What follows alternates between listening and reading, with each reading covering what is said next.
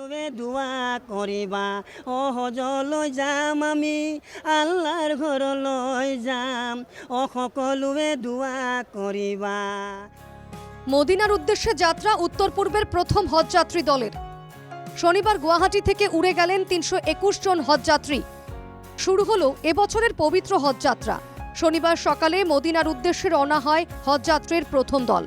এর আগে শুক্রবার রাতে গুয়াহাটির হাজি মুসাফিরখানায় এক সংবর্ধনা সভার আয়োজন করে উত্তর পূর্ব হজযাত্রী অভ্যর্থনা সমিতি।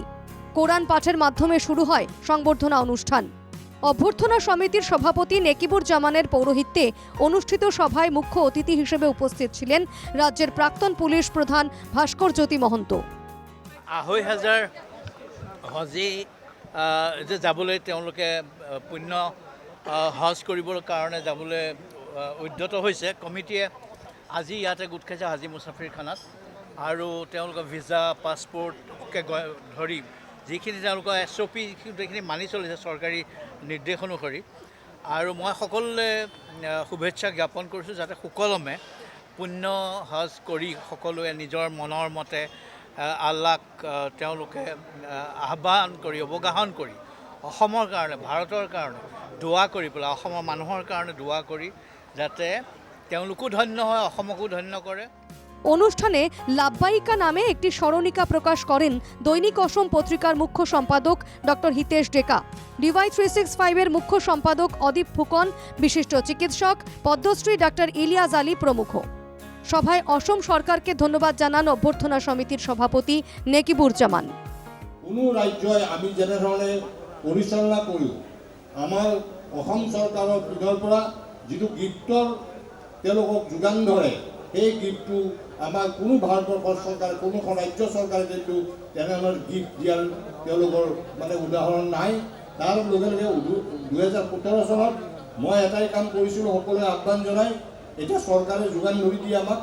আমি এখন গলত গামোচা প্ৰতিজন হজযাত্ৰীক দিওঁ যিটো আমাৰ পিনৰ পৰা দিয়া হয়। ইয়াৰ উদ্দেশ্য অকল আমার সাধু গানের কথাটো জড়িত আছেই। হজে যাওয়ার সুযোগ পেয়ে অনেকেই নিজেকে ধন্য মনে করছেন। আল্লাহকে জানালেন কৃতজ্ঞতা। আল্লাহর শুক্রিয়া, আল্লাহ আমাক মনোনীত করেছে, সেই কারণে আমি যাব কারণে ওলাইছোঁ। ওপৰৱালাই যদি মনোনীত নকৰে কোনেও যাব নোৱাৰে। ওপৰৱালা সৃষ্টিকৰ্তাৰ মই শুক্ৰিয়া আদায় কৰিছোঁ যে তেখেতে আমাক তেওঁৰ পবিত্ৰ ঘৰৰ পিনে আহ্বান জনাইছে। আমি তাৰ কাৰণে শুক্ৰিয়া।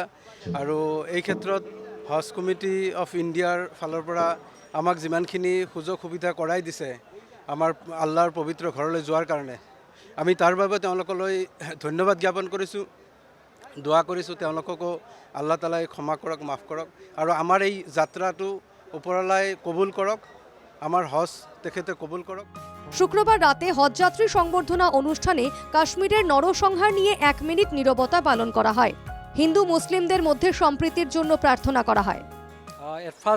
প্রথমতে আমি আজি আৰম্ভণিতেই কাশ্মীৰৰ পেহেলগামত যি সন্ত্ৰাসবাদীয়ে হত্যালীলা চলালে পাকিস্তানৰ হেৰিত, এই হত্যাকাণ্ডক আজি হত্যাকাণ্ডৰ হেৰিত আমি 1 মিনিট সময় মৌনতা অৱলম্বন কৰিছোঁ সেইসকল আত্মাৰ চিৰশান্তিৰ বাবে। লগতে এই হত্যাকাণ্ডৰ লগত জড়িত লোকসকলক কঠোৰ শাস্তি দিয়াৰ দাবী জনাইছোঁ।